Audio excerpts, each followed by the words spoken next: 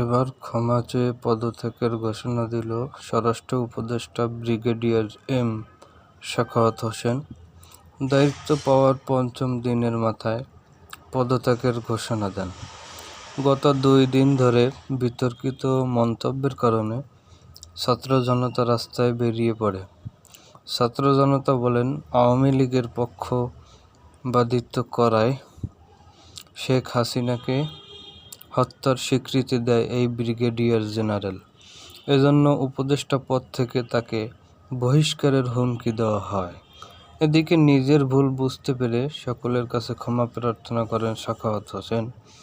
এদিকে আওয়ামীপন্থী কোনো উপদেষ্টা বক্তব্য দিলে তাকে কঠোর হস্তে দমন করা হবে বলে জানান ছাত্র উপদেষ্টারা।